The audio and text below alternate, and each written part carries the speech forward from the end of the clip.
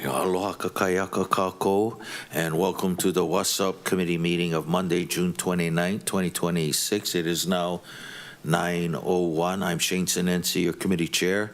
Mahalo, everyone, for attending this meeting. Just a reminder for members of the public to please silence your cell phones or any noise-making devices. Members, in accordance with the Sunshine Law, if you're not in the council chamber, please identify by name who, if anyone, is in the room, vehicle, or workspace with you today, and minors do not need to be identified. Also, please see the last page of the agenda for information on meeting connectivity. Joining us this morning, we have committee members, Vice Chair Gabe Johnson. Aloha and good morning.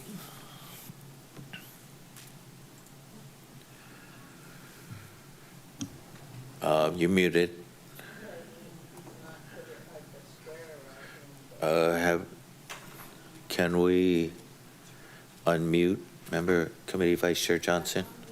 Or are we at one of those Monday morning? Okay, members. We'll recess for 2 minutes until we can figure this out again.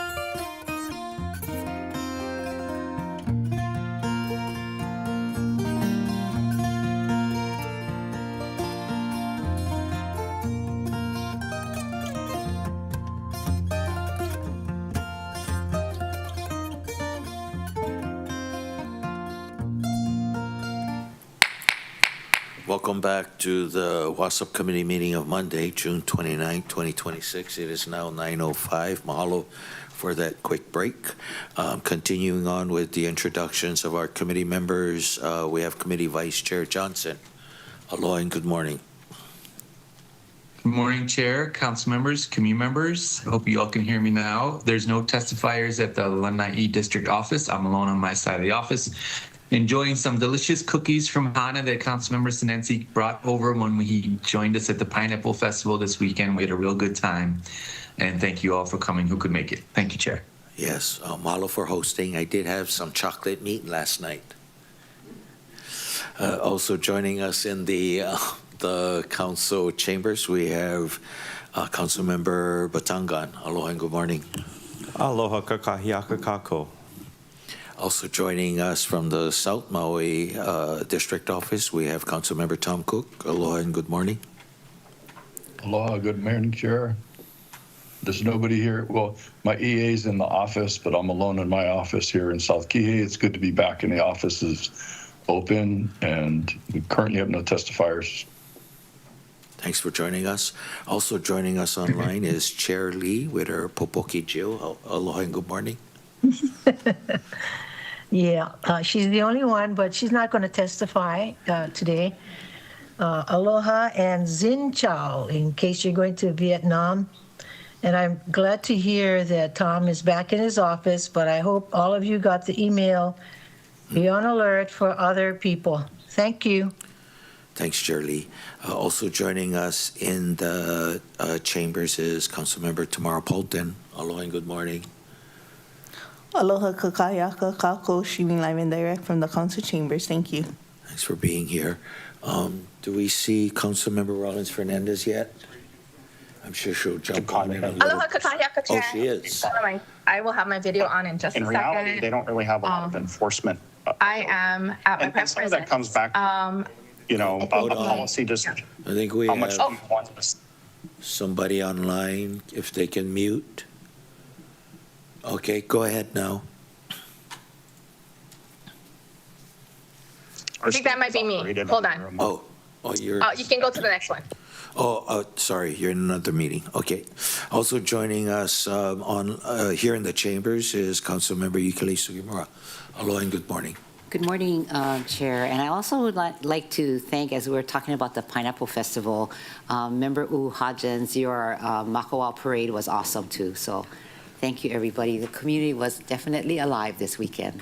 Oh, great. Glad everyone survived the weekend. Also joining us online and is en route to the council chambers is Councilmember Nohe U'u Hodgins. Aloha and good morning. Aloha, Chair. Zid Chow, everyone. Yes, I'm on my way. I will be there in maybe 15, 17 minutes. It's just me in the car right now. We did have a good time at the Makawao Rodeo Parade, and it starts off like a week-long fest in Makawao. So if you guys are available, come check it out. It ends with the rodeo on Sunday. So, but thank you, and I'll be there in person, Chair. If you don't mind, I'm also going to turn off my camera as I drive, and I'll listen. Thank you. Okay, thank you for that. From the administration, we have Director Maggie Willis, the Department of Human Concerns. Aloha and good morning. Aloha, everybody. Good morning. Thank you for having me. Also joining us line, we have Miss Naomi Crozier, the Homeless Coordinator at Office of the Mayor. I know she is online and probably calling in from Molokai. Good morning. Good morning. Also, we've sent invitations to different departments for their comments. We have Director of OEV Resources, Director Molitao. We invited Deputy Director Robinson. Oh, aloha and good morning. Aloha kakahiaka. Good morning to you all. Mahalo for being here or online. Also, we've sent invitations to the Department of Public Works as well as the Police Department and the Department of Fire and Public Safety.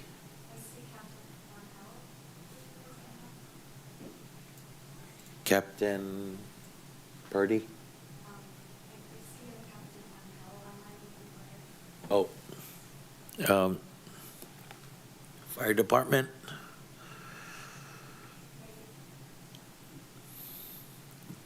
I have Captain Purdy on my notes, but if there are other representatives, welcome to the meeting. Also joining us is Ms. Yukari Murakami from the Corporation Council. Aloha and good morning. Aloha, good morning, Chair. Thank you for being here. Without objections, members, I'll designate the administration personnel mentioned to serve as resource personnel to the committee under Rule 18A of the Rules of the Council because of their familiarity with and their expertise in departmental matters related to today's agenda item. Members. No objection. No objections. Also joining us is our WASSP committee staff. Aloha and good morning. Okay, members, we have one item on today's agenda, the pilot project using county parking lots for human habitation update, WASSP 1, Parent 2. Since this is the only item on today's item, I'll take testimony after receiving opening comments from the administration resources. And then just as a reminder, well, we'll remind the testifiers as we move along. Today's agenda, WASSP 1, Parent 2. Members, on April 2022, the council voted to add $200,000, excuse me, in the fiscal year 2023 budget to the Department of Housing and Human Concerns to establish a safe zone or sleeping space for the houseless. Then in June 2022, Ordinance 5419 became effective, amending Chapter 10.76 of the Maui County Code to add a new Section 10.76.076. This new section authorized, excuse me, an anticipated pilot project to allow people experiencing houselessness to temporarily use their vehicles for purposes of human habitation during specified hours and subject to other restrictions at certain parking lots to be designated and managed by the county. The ordinance's purpose was to establish a safe sleeping space for people using their cars for shelter. Absent this legislation, using vehicles for human habitation between the hours of 6 p.m. and 6 a.m. While the vehicle is parked on any roadway, street, highway, or other public property is prohibited by Section 291C-112 of the Hawaii Revised Statutes. Members, this statute is on Granicus as number 5. On February 25th, 2025, this committee received an update on this pilot project. Requests for proposals in the spring of 2025 resulted in a contract related to the safe parking program being awarded. We understood a contract had been executed to use a portion of the Maui Economic Opportunity Punene property for the pilot project. And today we'll be receiving another update on the pilot project from the Department of Human Concerns Director Willis and Ms. Naomi Crozier, the homeless coordinator for the Office of the Mayor. We've also invited representatives of the Departments of OEV Resources and Public Works, police and fire representatives to comment if they like and to answer any questions from this body. We're happy to have newly elected Director of Human Concerns, Ms. Willis, and I know she's kind of taken on this project, and so we're happy that she could come today and give us an update. So with that, I'll turn it over to Director Willis. Thank you so much, Chair Sinensi. Thank you, committee members, for the invitation to come and provide an update on where we're at with the safe parking pilot.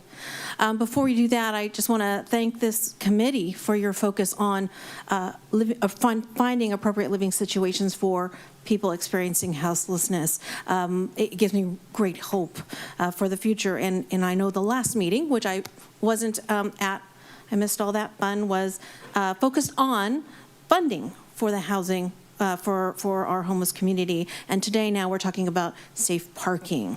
So I want to begin this conversation today emphasizing that safe parking is one of a variety of efforts underway at the direction of and with the full support of the mayor. So while we'll be talking today about some of the barriers and unexpected issues that have delayed this one piece, This is not the only thing we are doing and have been doing to address unsheltered homelessness. So while we've been working with the contractor to find solutions and keep this project moving, I have spent my first almost 90 days here on the job talking story with the community, talking to other departments, service providers, and people living in the encampments. And I cannot tell you how eager people are to be part of the solution. So there are so many great ideas coming out of these conversations and so much willingness to dig in and partner with the county. People are not just coming with their hands out looking for resources, they're bringing resources. They're saying, how can we use our existing capacity to be a force multiplier in the effort to address unsheltered homelessness and people living in our encampments. I've been taking all of this in and really starting to co-design some ways to repurpose or expand what we have now, as well as to create new programs that people will actually want. And so I recognize that this agenda today is limited to safe parking, so I don't want to go too far off the path. I just ask that you please keep in mind that this administration is working on several other low barrier alternatives that we hope to be able to share out soon. I know the community is frustrated and wants to see something done right now, and I want that too. And I can promise you that the people living in their cars and in these encampments want that too. The people I've spoken to are eager to partner with us. And although I'm playing a little catch up here, I just feel like there's a great deal of momentum right now. And so I ask that you please don't give up yet. Please hold that hope. I want to also emphasize that the delays with this project are tied to the site that was identified, not the operator. Aegeon is ready to implement. They have their operations on standby while we try to sort out some of these challenges with the site. The delays really center on site readiness, largely due to the unforeseen issues caused by the Kona lows. So I invited Melvin Johnson, the principal of Aegeon, the contractor selected to do this work, to provide testimony this morning after I give you guys kind of the update here. So let me walk you through sort of the timeline of where we're at and how we got here. Councilmember Sinensi mentioned the RFP that was released in March, closed in May. We reviewed the available proposals.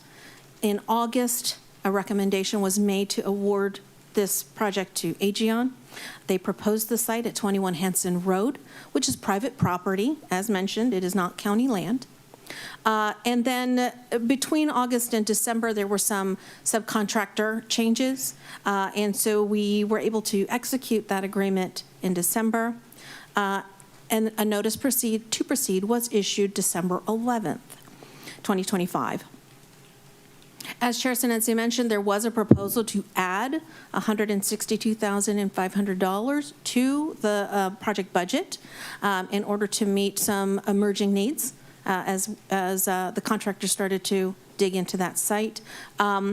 That budget amendment was approved by council, but that contract was not amended. The Department of Human Concerns made an intentional decision to not amend the contract until there was forward movement on the project. So that $162,500 will be going back into unspent funds at this point. We did not feel like we needed to appropriate those and encumber those extra funds given the delays in the project. So we are 6.5 months into a 12-month agreement. Since the agreement was executed, MEO and Aegeon did complete their letter of agreement for the land use. Again, this is an example of the generosity of our community that a private entity is donating their land and giving permission to use their property with no cost to the county to be able to do this project. So thank you to MEO for that generosity. The ROE for the use of old Pu'unene Avenue is ready to go. It's on hold. We haven't issued it until we have worked out the issues with this site, but we are ready to move on that once we do. In February, there were some other contracting changes, some changes with the primary construction subcontract, which Mr. Johnson can speak about further. And then, of course, we had the Kona lows. There was an incredible amount of flooding that happened at the site. This is the site right behind the Target, and I think everyone saw what happened to the Target. All of that mud and water flew right over this property into that area. And so it made us sort of take a step back and reevaluate that site. We needed to be super, super clear and make sure that there would be appropriate exit opportunities for people should there be additional flooding. And so we're reevaluating what we would need to do with Old Pu'unene Avenue to make that site safe and accessible. Even the secondary exit via Hanson was severely impacted by the flooding, so we just want to make sure that site is safe. So where we are now in reassessing that property is, we're looking at approximately, based on what Aegeon is sharing with us, approximately 4 weeks for topographic mapping of the site to be completed, for being able to appropriately plan for the fencing and the driveway, which will be necessary at the end of Old Pu'unene Avenue to connect it to the site. And then after that topographic mapping is done, the engineer needs a couple weeks to actually develop the plan. And then we're looking on the long end of maybe 3 or 4 weeks for permitting to do the work and completing the ROE. We might be able to accelerate that a little at the county, but we're still estimating 3 to 4 weeks. And then an additional potential 60 days to do the work of grading and putting in a simple driveway to connect the site to Old Pu'unene Avenue. So we're looking at right now a total of about 5 months for that site, for site readiness.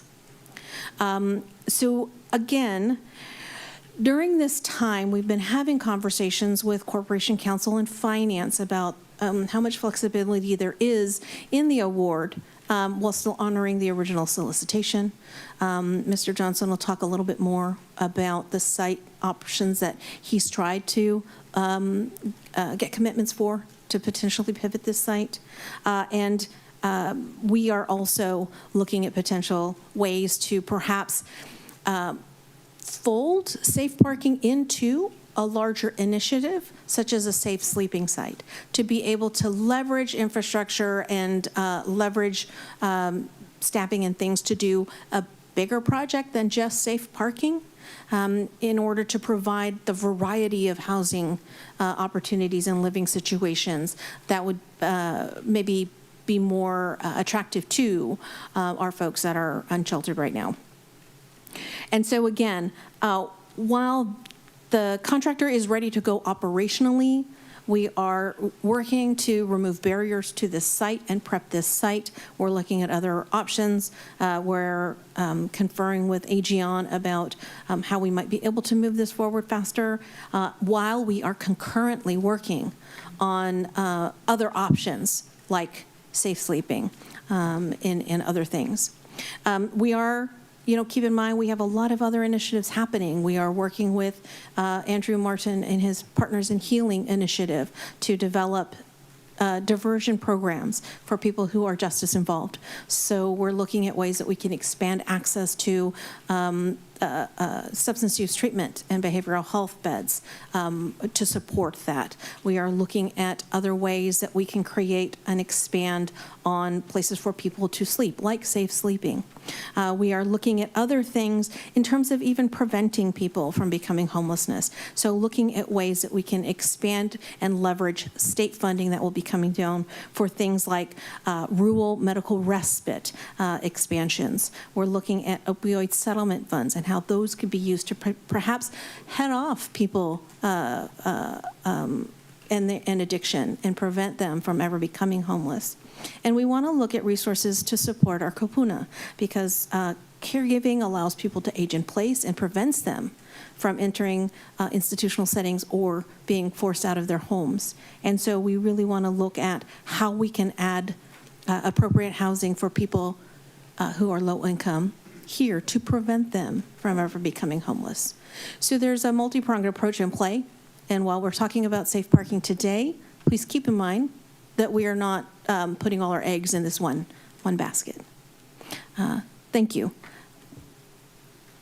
Mahalo, Director Willis. Chair wanted to recognize Member Rollins Fernandez. Aloha again, Chair. Aloha again, Kako. I'm at my private residence alone in the room I'm in. My 2 minor children may be walking around, as well as my adult husband, McKenna Fernandez. And there are no testifiers at the Molokai District Office. Mahalo, Chair. Mahalo for joining us. Before I go on to Homeless Coordinator Crozier, I think she just jumped on the plane, so maybe I'll go next to Deputy Director Robinson for any opening comments.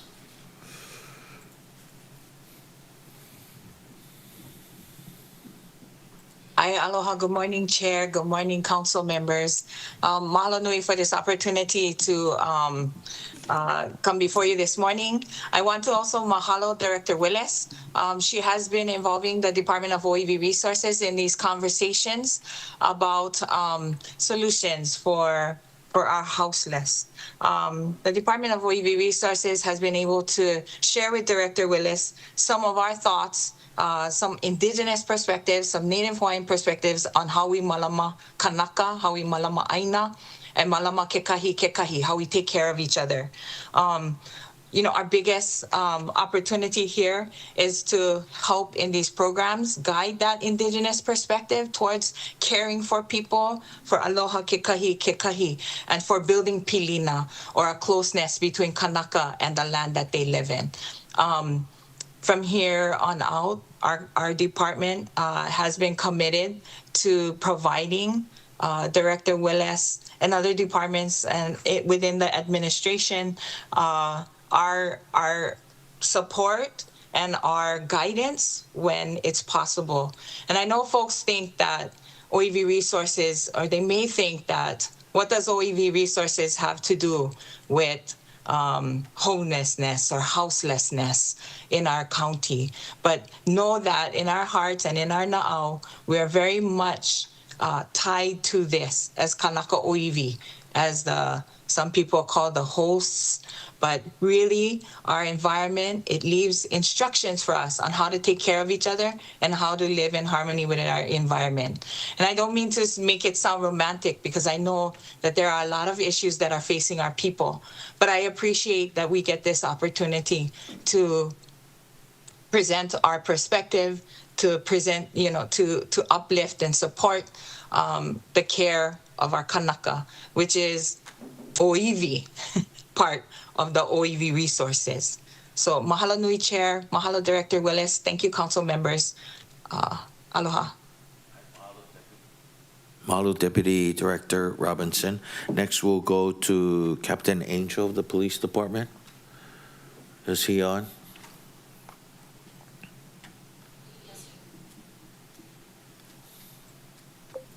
Yes, good morning, Chair and council members. Can you folks hear me? Morning. Morning. Yes, we can hear you. Thank you very much for allowing me to testify. Some of the concerns that we have as far as law enforcement issues are that, and I'll try to go through these as quickly as possible. So one of our main concerns is that not all the parks are equipped with restrooms. And that's obviously a sanitation issue and public health issue as well. I'm not sure if we can keep the restrooms open overnight or not through that period of time where those folks are allowed to actually park there.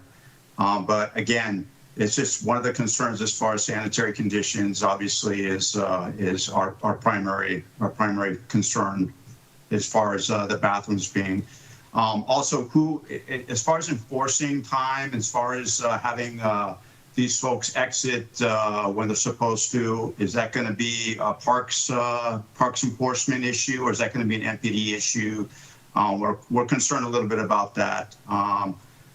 Overnight occupancy of the park, our opinion is that there's a chance there's going to be increased calls for service at these parks, possibility of more drinking, even though, of course, we know we can't do that, or drug use or whatnot. So our main concern over there is that we may be actually called at an increased level to come to respond to situations down there. Increases in disturbances, noise complaints, anything like that, obviously, that we're going to be probably dispatched down there to at least assist, if not enforce what we need to enforce. Vehicles that are uninsured in the parks, inoperable, we're worried about who's going to be, is that going to be a county issue as far as having those vehicles towed? Is it going to fall on us?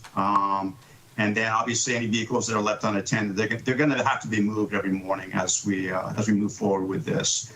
Also, ownership coordinating towing services. Again, just part of the bigger picture, which is if we do run into situations where we have abandoned vehicles down there, or is this going to be costing the county more money to have these vehicles towed, because they have to be cleared out of the parks. Lastly, just overall enforcement concerns for us. Is like I said earlier, just, you know, what is our, we know what our role is, obviously, in all this, but at the same time, we're more worried about increased calls for service down there. And we know that the park rangers can handle most of it, but we're also we're there to help them if need be.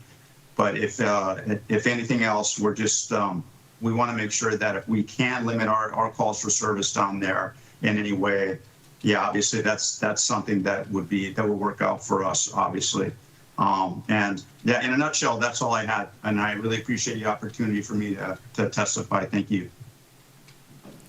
Mahalo, Captain Angel, for that. And if you can just hang around with us, as members might have some questions for you later.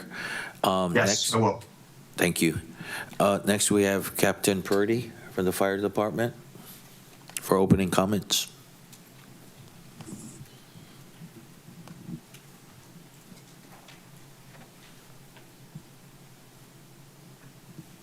Good morning, Chair and Council members. We didn't get really a chance to take a look at this plan, so I guess the one things that we're mainly concerned about is access to the area, and then also whether or not we've got some water supply close by.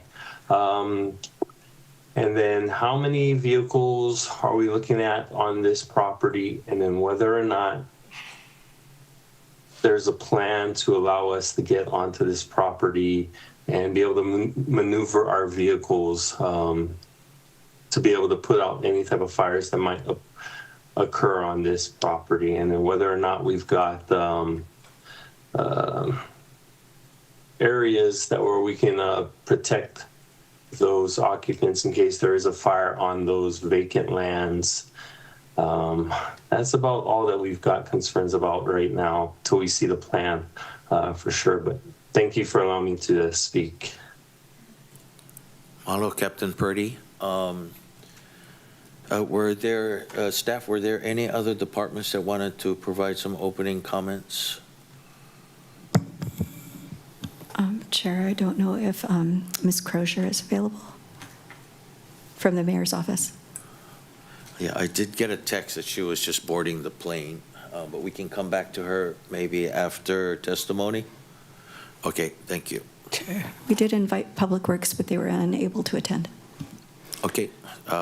Chair, did you invite Parks?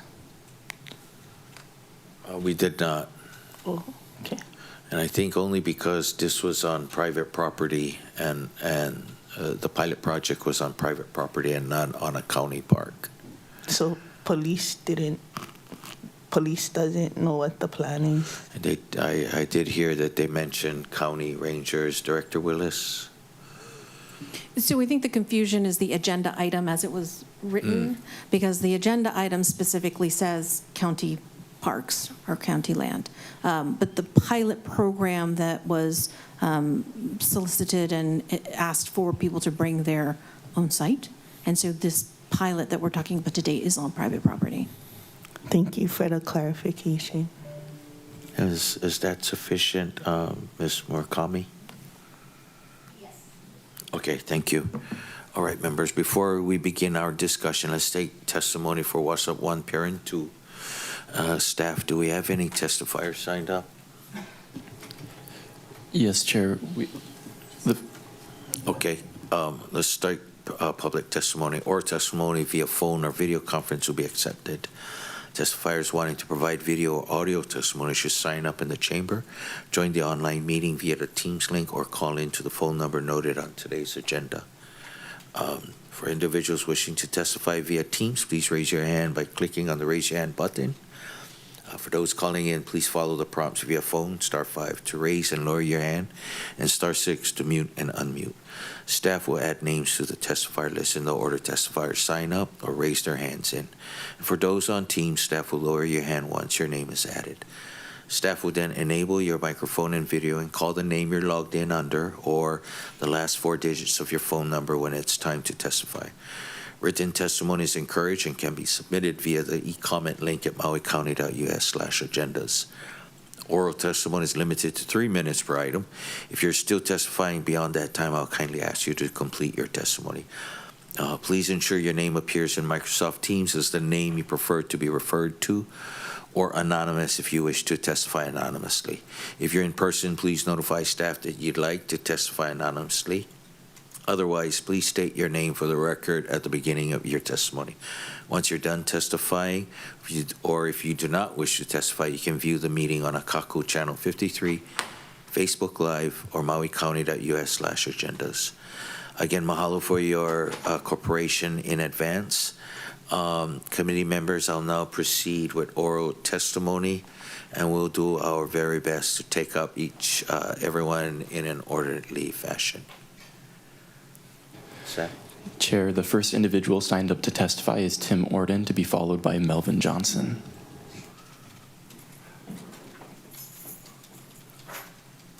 Good morning, Ms. Orden. Good morning. Mr. Orden, sorry.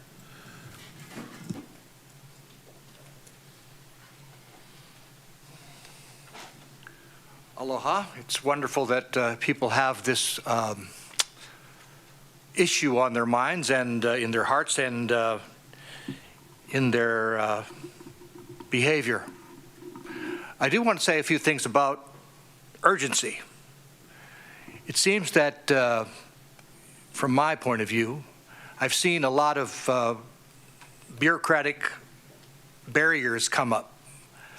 And maybe people aren't really thinking about just what it would be like if they were trying to sleep in their car with all the related problems of doing so. To be in your car and not feel safe. To have traffic and loud noises and scary things happening, you don't even know what they are. You're just trying to get some sleep so that maybe you can get a leg up in the morning, if you have a job, and many do, and try to get it together.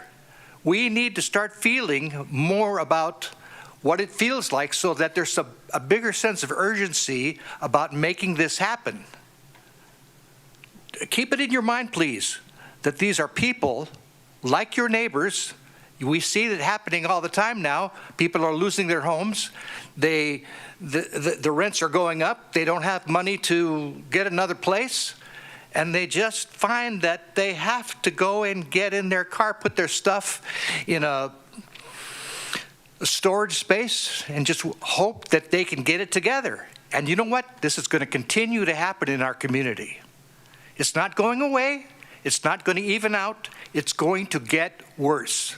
Let's be aware of that and start behaving accordingly.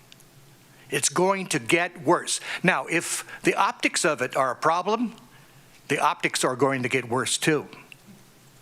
That means everybody in a position of the administration on one form or another, or in our charitable organizations, it's going to look like everybody's failing. We have to double up and start assuming that there's going to be this avalanche of houselessness. Please, let's really get serious about this, try to bust through some of this bureaucracy and make this happen. I thank you very much for your time, and you all be well. Mahalo, Mr. Orden, for your testimony this morning. Let me check if there's any questions for you. Oh. Members, any questions for Mr. Arden? Seeing none, thank you for being here. Okay, thank you guys. Staff? Oh. You got a question? Chair, the next testifier is Melvin Johnson, to be followed by Lisa Darcy. Chair would also like to welcome Member Hodgins to the chambers. Welcome. Aloha, Chair.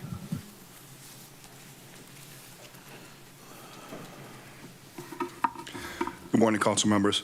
Morning. I prepared kind of a basis and a baseline in this testimony, but since Director Willis has pretty much given that, I'll try to condense it down, and I would like to offer myself to become a resource for the council if necessary for any further clarification or information needed. I'm willing to do that as well.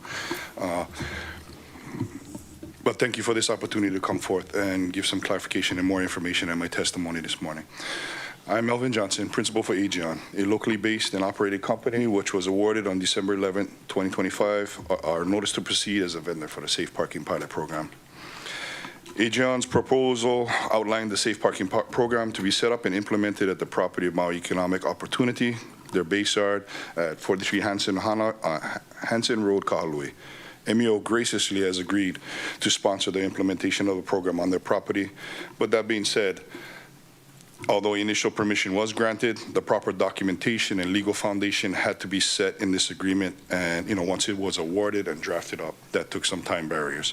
Once we obtained that, Aegeon sought to engage site creation for the program from our sub-vendor, at which time we unfortunately found that our sub-vendor's readiness and cooperation was inadequate in moving the project forward.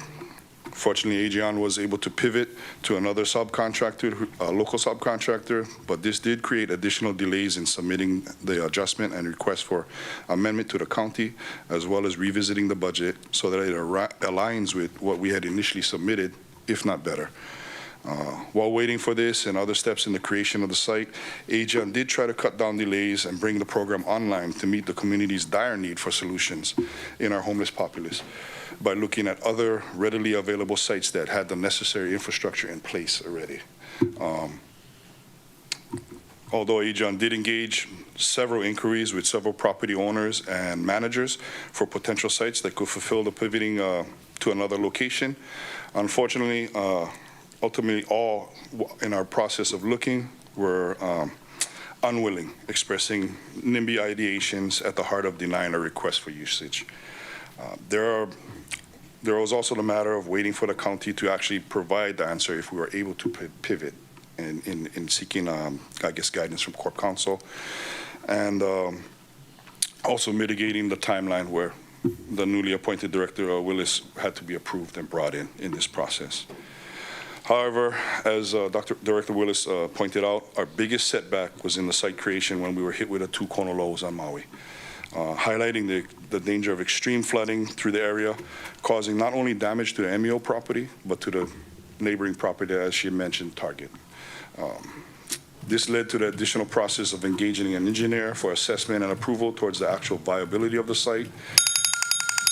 Wrap it up, safe creation of the entry, and all due to this information we just received.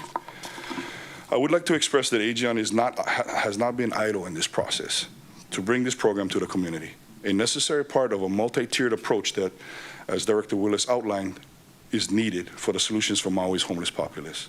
Aegeon is ready with all policies, procedures, experienced personnel, and collaborative partnerships, as well as assets in place for any safe and stable operations and management of sites. Aegeon seeks to be transparent in all aspects of our mission to bring solutions to our county. And again, I just wanted to state that we're willing to become a resource for any further clarifications and information. Thank you guys for your time and your focus on this issue.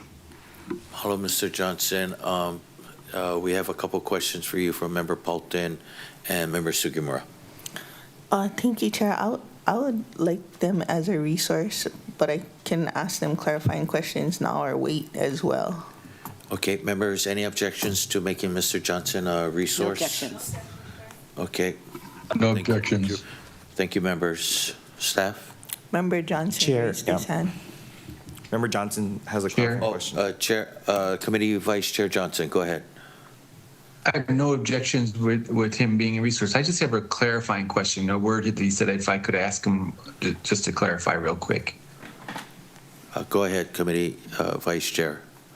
Mr. Johnson, did you say folks had NIMBY ideations? Is that the terms you used? I wouldn't accurately say I use. It's just unfortunately become a term as far as that. It's just it's not in my backyard. That's all it stands for. I don't agree with it, but Okay. it's what's used. That's what I thought you said. I just wanted to clarify. I never heard it put that way, but thanks for clarifying. Thank you, Chair. Member Batangan. Thank you, Chair. Since the proposed pilot project is for land on MEO's base yard, I have a conflict. We'll be abstaining from We're not- discussing and voting, but I just want the record to reflect that with the appointment of Mr. Johnson as special resource, that I am out of that one. Ms. Yukari, we're not voting on anything today. Can Councilmember Batangan still participate? No, he's not going to be able to participate in the discussion and voting, so he's recused from everything. So you asked the members to designate him as a resource without objection. I just want it on record that I'm abstaining from that portion of the conversation as well. Okay, duly noted. Okay, thank you, Member Batangan. Member Rollins Fernandez. Mahalo, Chair, and mahalo for the testimony. Folks are referring to a written document. I don't know if folks in the chamber received it and those online did not, or can we get whatever it is that they've kind of been referencing if it's written? Was that? Okay, that's all. Mahalo, Chair. Okay, we'll check. Did you have a written document? Or Mr. Johnson? I have talking points. Does that count as a written document? Oh, no, I just thought there was a plan. There was a proposed plan that Mr. Johnson said in testimony. There was a proposal? No, there's not a specific plan yet. To clarify, we're working on those ideas, but we don't have a written plan just yet. Okay, mahalo, Director. Thank you for the question. Sorry, I do recognize we're still in public testimony. Mahalo, Chair. And Member Rollins Fernandez, there was a notice of award. I don't know if you're referring to that, a request, the RFP. Maybe we can. Yeah, no, it's okay. It was clarified. Okay. Mahalo, Chair. All right, thank you for that. Staff, can you call the next testifier, please? Chair, the next individual up to testify is Lisa Darcy, to be followed by Gordon Jackson. Aloha, Ms. Darcy. Good morning, Chair. Good morning, everyone. I'm going to need some divine intervention this morning because, oh my gosh, what I'm just learning, my name is Lisa Darcy. I'm the founder of Share Your Mana and the director. We are the original authors of the, quote, safe parking project that happened years ago. And if you need a refresher on the newsletter that I wrote, this 8 pages long, I will send it to you all on what happened. So what I'm gathering today is that the team of people who are living houseless that actually authored this project, what is happening today is completely different. This is so if anybody feels confused, you should be confused because I'm just learning of this today. I'm just learning that Aegeon was awarded the project, that it was going to be on MEO's land. This is a completely different project, okay? So if you're confused, you should be because I'm thoroughly confused. I want to say that I respect the work that the Aegeon team does. However, the whole idea behind most of all of this is that People are getting citations. People are getting, having to go through court. They're getting ticketed. They're living in their vehicles. When they're in their vehicles, cops will tag it and people will tag it and say, "This, you're abandoned," and the county removes it, removes their home. I want to remind people this: if you haven't been in this conversation for 5, 10, and really since the overthrow, then you're not putting all the pieces together. And I feel like every time we come in here, the people who are presenting count on you not knowing the pieces. And so we have all of these other different conversations, and it gets split up. And someone was talking about the bureaucracy and the urgency gets killed because of all of it. I mean, this is astronomical confusion today for me. And I just have to say that, like I said, I need some divine intervention because this is off the hook. There are so many points I want to make that are there. I don't even know where to start. I don't even know where to start. But just to let everyone know, this is not the safe parking project, and you understand that because the director or the fire department representative is talking about this being in a park this morning. Everyone who's coming here today, I thought this was about discussions of it being in the park and how that was going to happen. MTD. So this is a whole. We're talking about apples and oranges right now. And the bottom line is, it's just another set of confusing pieces that is going to leave so many people in danger. This body continues, and the mayor continues to leave people in danger. And it's completely preventable. Mahalo, Ms. Darcy. Members, any questions for Ms. Darcy? And I'm sure we'll have some more questions for the department. Member Cook has a question for you. Thank you. Thanks, Ale. Good morning, Ms. Darcy. My clarifying, thank you for coming today. And my clarifying question is my understanding the safe parking and the parks initially and the safe parking in general was designed for people who are living in their cars and would have overnight safe parking, would leave during the day. Is that in alignment with what you're thinking? Yeah, absolutely. And as Director Willis pointed out earlier, there are so many different groups in need, and we were starting with just seriously the simplest, easiest thing. You drive your car in, you drive your car out. You're not going to have, and that doesn't even help any of the people that are living in vehicles that don't run or people who are living unsheltered. So this is seriously 20 people. This was like 20 people, and it's years later. I'm sorry, my divine intervention is getting. I need divine intervention. No, so thank you. That helped. That clarifying question helped clarify it because there's so many people that are needing help. You were in alignment that the safe parking wasn't going to address people who are in illegal or in unoperable vehicles. No, not at all. Yeah. Okay. Thank you very much. Yes. Thank you. Okay. Anyone else? If not, mahalo, Ms. Darcy, for your testimony. I'm also available as a resource. Just saying. Thank you for that offer. Yeah, great. Thank you. Staff? Chair, the next individual to testify is Gordon Jackson, to be followed by Bill Greenleaf.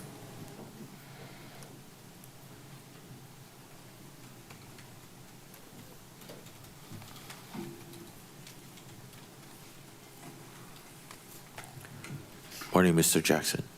Good morning. Most people on the street call me Stitch. I find this amazing. I Googled yesterday the number of homeless or houseless people on Maui, and Google came back with what I figured was a conservative estimate of 651. The reason I call that a conservative estimate is because I probably know more than that. Now, the thing that comes to my mind is that we don't have any money to address the houseless situation. But yet we got $300,000 to rebuild a parking lot in Paia, $12 million to relocate the Paia Youth and Cultural Center, probably going to be another $10 million into that chunk of land between Lower Paia and Baldwin that they're proposing. $2 million in McKenna. Why can't we just build one campground for all these houseless people to safely survive until they can find housing? I mean, it's just ludicrous to me that what's happening today. I mean, the idea of temporarily using the overnight parking lots sounds great to me. Most of the parking lots already have toilets and sinks where people can wash. Perhaps Melvin could station one or two of his people at each place to ensure that, you know, things don't get too far out of hand. Have the local law enforcement crews by once in a while. I mean, right now at Baldwin Beach, you have people smoking fentanyl in the bathroom. I mean, personally, I don't care, but there's children going in and out of there all the time. And that's in the middle of the afternoon. I mean, we aren't doing anything here to help these people. So I guess that's about all I have to say. Thank you. Mahalo, Mr. Jackson, for your testimony. Member Hodgins has a question for you. Thank you for testifying. So you disagree with the point-in-time count, the number that you Googled. You said, I think it was about 600. You feel like it's more. How many do you think? What do you think the accurate number is then? Oh, I would estimate there's closer to be 1,000 at least. Okay. Okay, that's all. Thank you so much. Any other questions for Mr. Jackson? Seeing none, mahalo for being here this morning. Good morning. Mr. Greenleaf?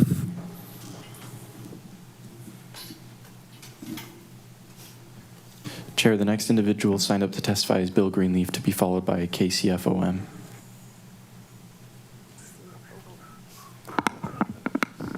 Mahalo, Chair, council members. Hello. Director Willis. My name is Bill Greenleaf, and as Tim Orden said, you know, getting in your heart, seeing what these people are dealing with, the unhoused, the people living in their cars. I left the farm this morning to come down and testify about this. Oftentimes I leave the farm with some food to take down and go to different cars, and it's horrible. It's so emotional about it.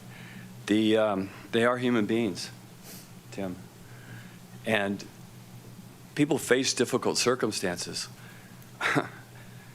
My life's been great, but I've had plenty of times where it hung on a thread.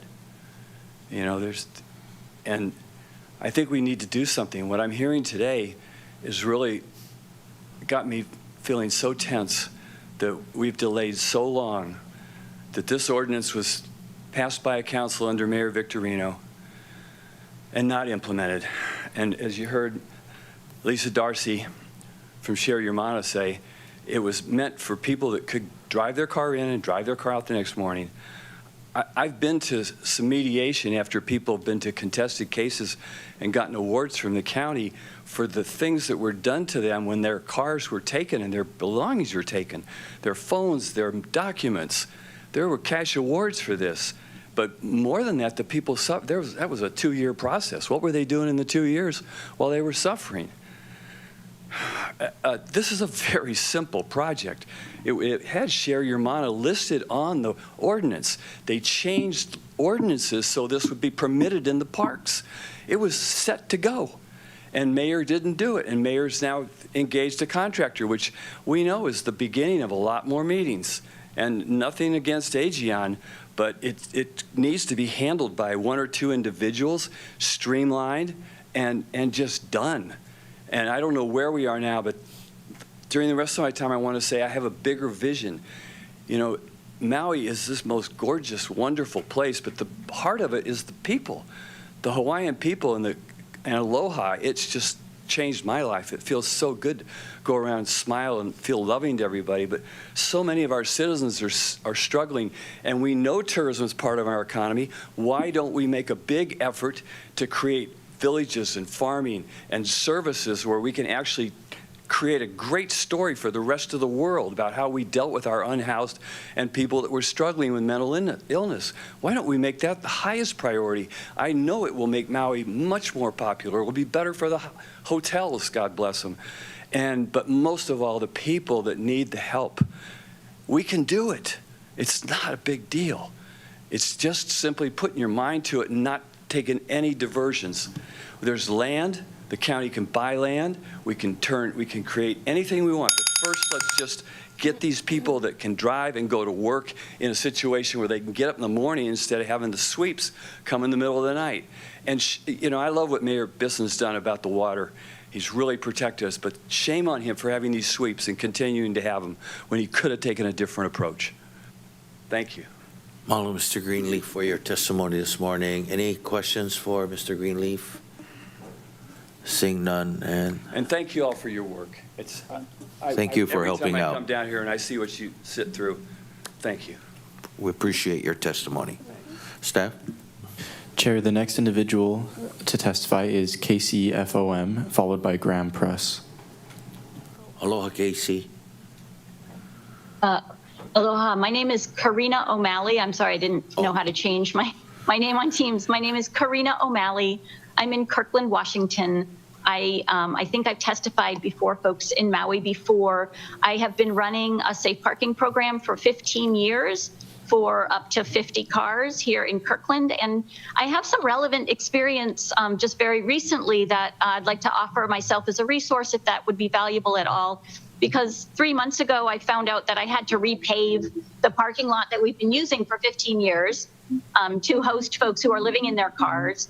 And in 3 months, I was able to set up 4 alternative sites for folks. And currently, all of my guests that were at my one site are in 4 different spots around the local cities here, including one local city hall offering to host some of our guests who live in their cars right at the city hall parking lot. So I know how easy it is. I know how you can just cut to sort of the core of what you need for a safe parking site and get it done very, very quickly. As Stitch and some other folks have testified, the urgency here is what is important. And I appreciate how hard it is sometimes with construction. I'm experiencing that and all those delays, but helping people can't wait. So let's figure out something faster and sooner so we can help people while you work through all the issues with that longer term site. And my email address, if you need it, Karina, Karina, at lakewaumc.org, LAKEWAUMC.org. Thank you so much for your time. Mahalo, Ms. O'Malley, for offering your services, and we have your contact number. We can reach out to you. We have a question for you from Member Sugimura. Thank you for testifying. I was just wondering if you are working with our County Department of Human Concerns.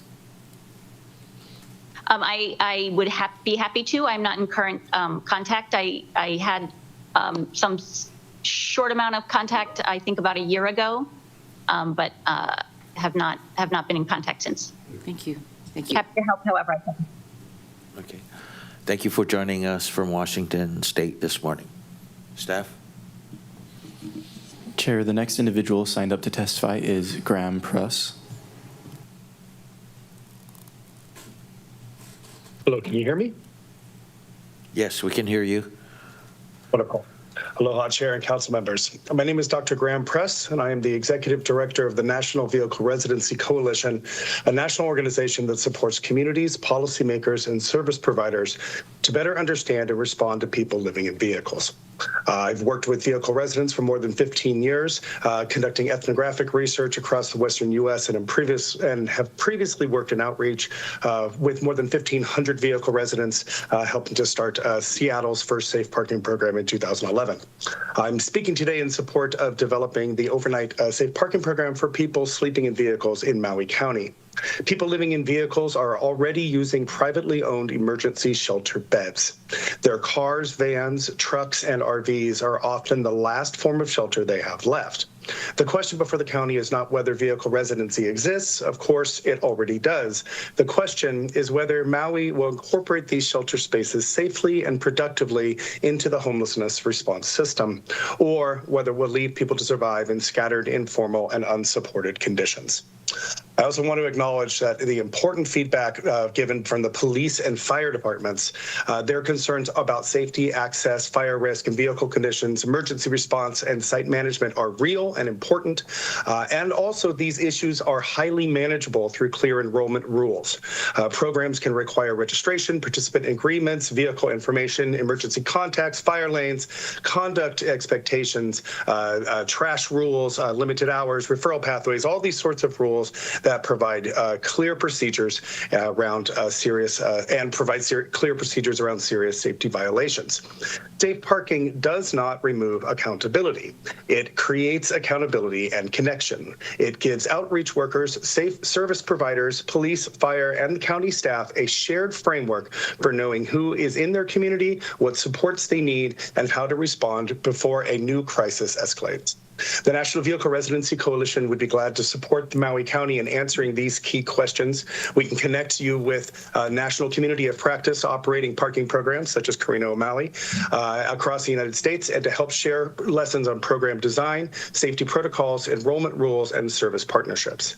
Thank you for considering this important step to better support vehicle residents in your communities. I'm happy to speak with you further. My email address is graham@vehicleresidency.org. Thank you. Mahalo, Dr. Press, for your testimony this morning. Members, any questions for Dr. Press? We have a question for you from Member Paulton. Thank you, Chair. Thank you, Mr. Press. How did you hear about this presentation? Thank you for the question. We have been working with members of your community who come to our monthly meetings for several years, actually, and been following the movement around safe parking programs in Maui County. And have you reached out to our Human Concerns Department? We have a new director. I don't believe we have, but I would be happy to connect with them. Thank you. I think Member Johnson had his hand. Did you? Committee Vice Chair Johnson, did you have a question? Go ahead. Yes, thank you, Chair. Mr. Graham, I was writing down your email. Can you say it again for me, please? I beg your pardon. Yes, I apologize. It's Graham, Graham, at vehicle, VEHICLERESIDENCY.org. That's vehicleresidency.org. And you can learn more about our organization there as well. You know, we in your experience, have you ever had to do a topographical map for this type of work? It seems like we have a lot of different ways we're going about it. Did you ever do anything like a topo map? Yes, I've definitely seen these used. I, for myself, have not created one for this because I do more ethnographic work and doing surveys and interviews with folks about their needs assessments. But I definitely have seen these used, and there's a lot of information we can help with around spatial determinants of not only vehicle residency, but also of siting for parking programs. The various environmental aspects of programs are very important to make them attractive and useful for their clients.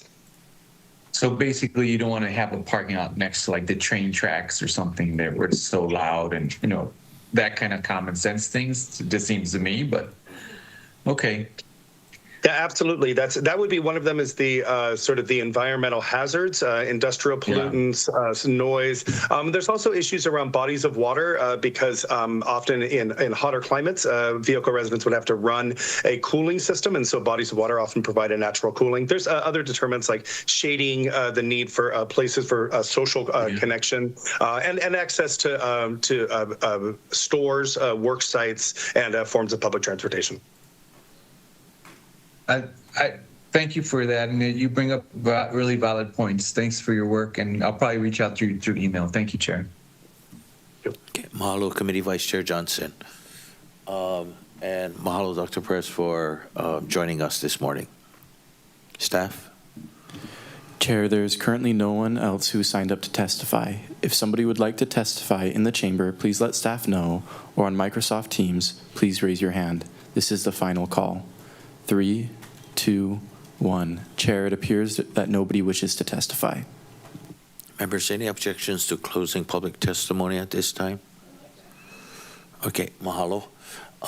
And I did get a text from homeless coordinator Crozier. She's not able to jump on at this time.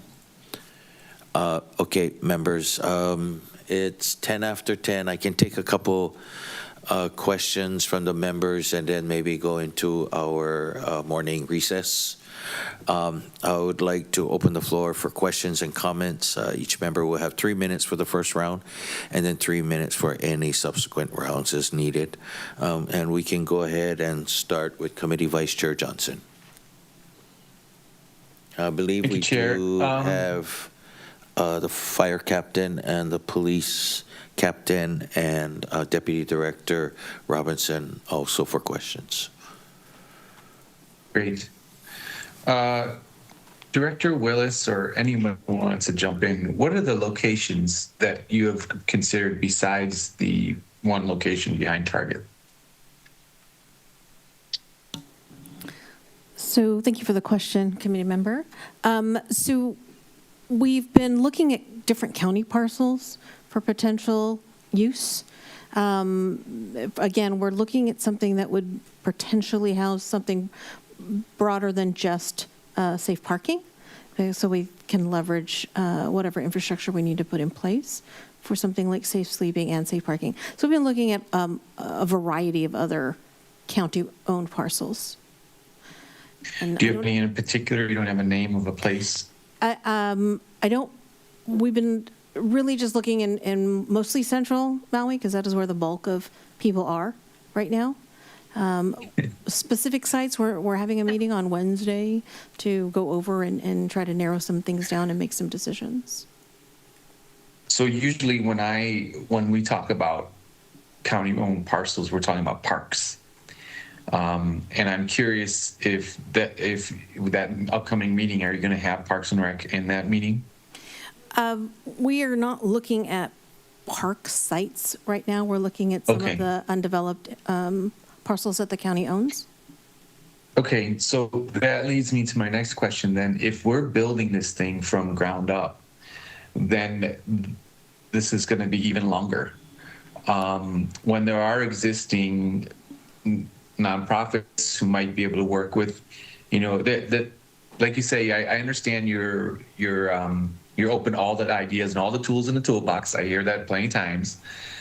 But if you're considering building it from the ground up, okay, here's my question. Is that helping with the sense of urgency that I feel this body has, that I feel this community has, that I feel the folks who need this have? Yes, and I feel that urgency as well. And I think what we are looking at would be bringing in some immediate infrastructure, so not building a building, right? We would do some potentially light grading, making sure fire and police have appropriate access to the site. And then we would really just bring in, porta potties and shower trailers and water buffaloes and lighting and things that we could just plop down for now while we work on the longer term plan.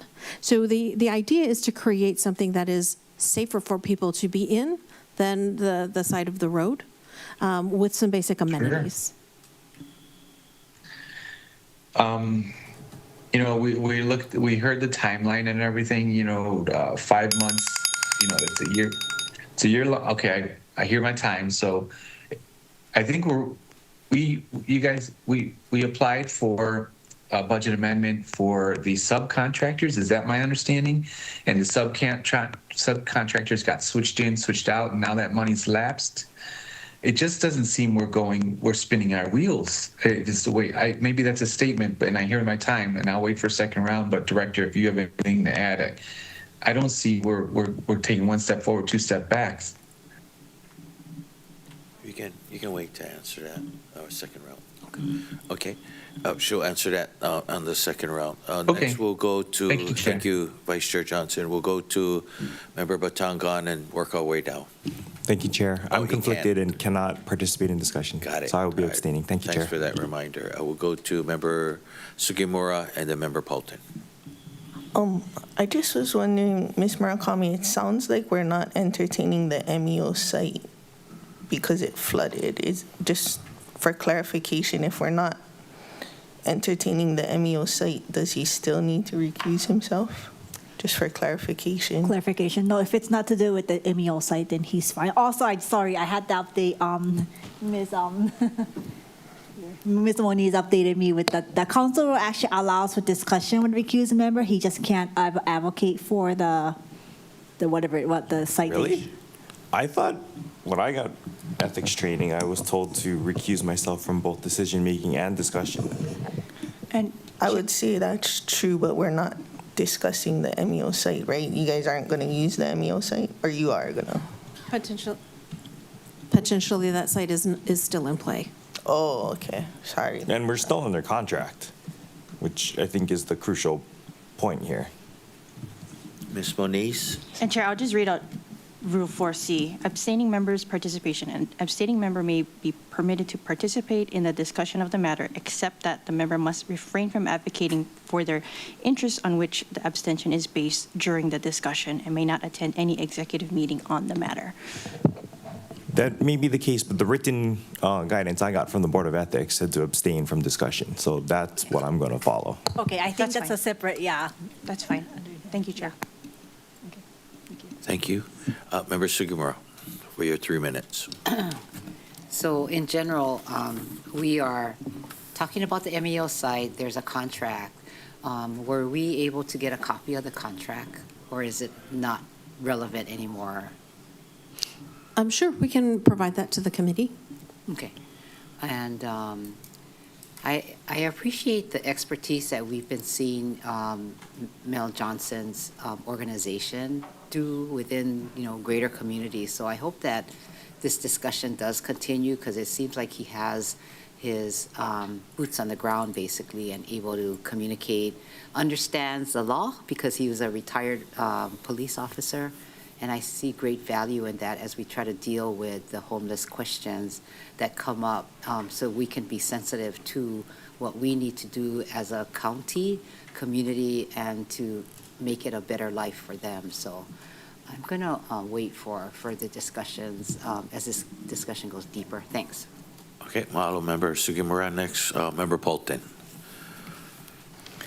Thank you, Chair. I guess I don't know who my question is for, but if NIMBY ideation is a problem, how much weight does that carry? Because in the last fiscal year, I identified county-controlled land in my community, and the mayor's somebody got the people under contract, and then they said, oh, but there's apartments in front of it, and so we're not going to use it. And so people in my community, right now, low-income HUD gave $200 raises. So people are leaving low income. I don't know what is below low income here in Maui, but that's just the rent increase without the utility increase. And if we're having to provide rental subsidy for low-income housing, there's a flood of unsheltered coming. There's land right next to the highway being identified under county control in West Maui. There's a group that signed the contract, and it's not moving forward. I think, I don't know if you've been able to reach out to churches or what, but I think we're at the point where we need to just let people use the infrastructure that's existing. We have gyms, we have swimming pools, we have beach parks. If Mr. Johnson is ready to go, if anyone is ready to go, press on the gas, We're at that point. I don't know where people are going to go when they leave low income, but it sounds like they're going to go in their cars, because you can't get a 4-bedroom unit for less than $2,000 on the open market. So, the gentleman that spoke about the sense of urgency, I agree. I'm not seeing it. We tried to start on 2022. I'm not sure if it was you folks that said we have to RFP or contract with non-county lands. That was ridiculous. I don't know why we would do that. Visited the Salvation Army site on Monday morning last week in Hilo. Churches are a great partner. Were you able to reach out to any churches, Mr. Johnson? Thank you for the question. I reached out, excuse me, several of them, but they were involved with other projects, and at this point, this juncture, they weren't.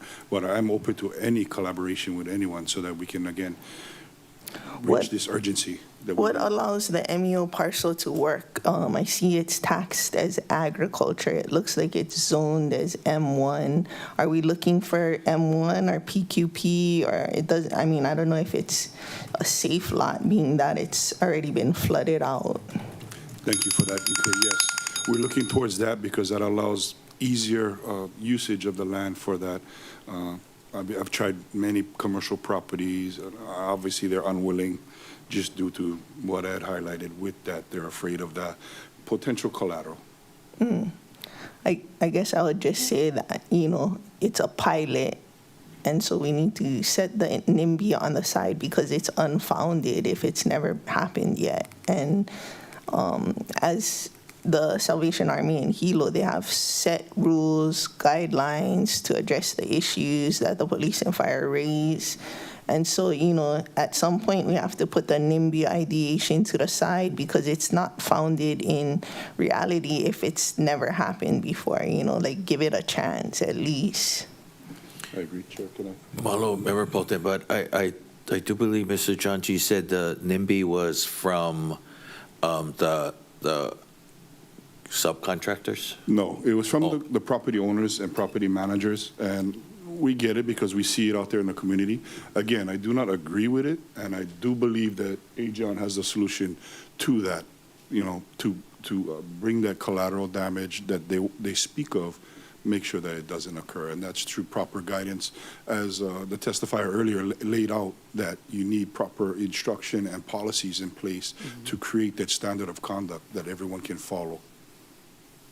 Okay, mahalo for that. Next, we have Member Rollins Fernandez, followed by Member Cook.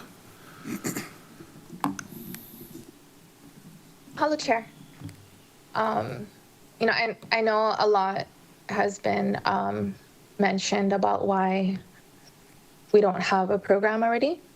And just for the record, I looked up the legislation, and in 2022, it was Resolution 22-216.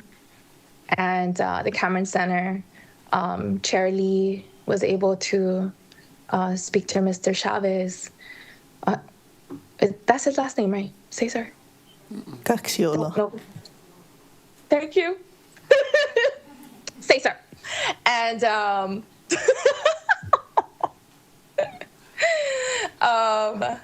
and he was willing to work with us back then, and we were very close. It was a great. Stop laughing, Member Batangan. You're making me laugh.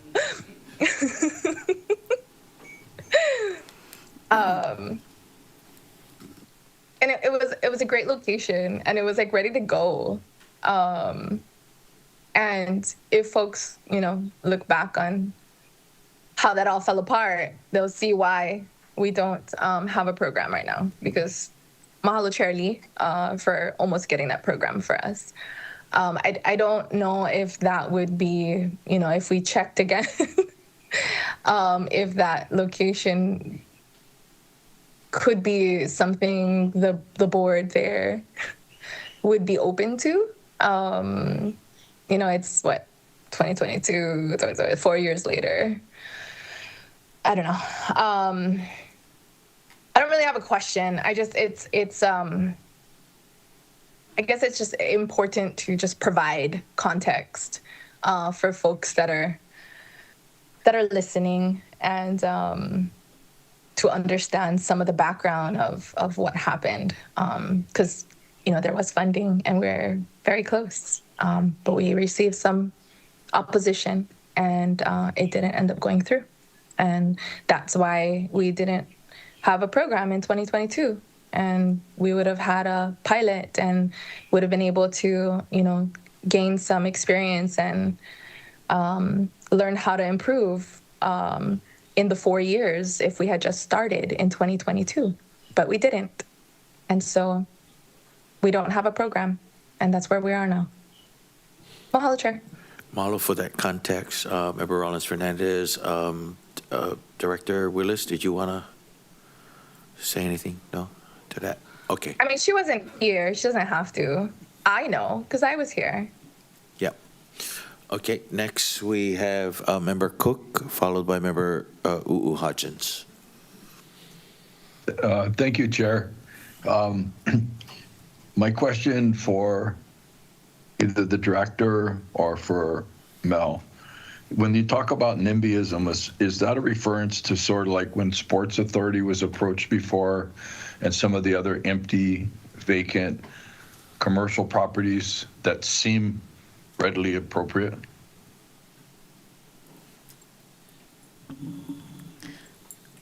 Thank you for the question, Member Cook.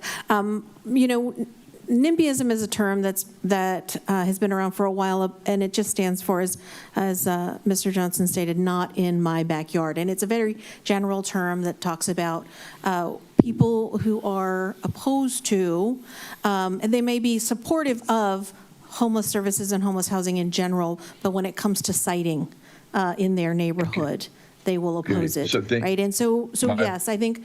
I need to rephrase. Sorry to interrupt you, but I want to reframe my conversation, my question, my clarifying question, or my question.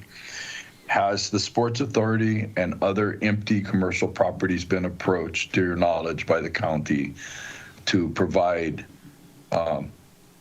places for the currently unhoused? Yes. My understanding is we've explored a couple of vacant, sort of large commercial buildings in places with large parking lots, and either the property owners are non-responsive to the county's requests and communication, or they have said had concerns about the use of their property for that purpose. Okay, the reason I'm asking that is because it seems like a very appropriate, available spot, and also the perceived impact to their businesses.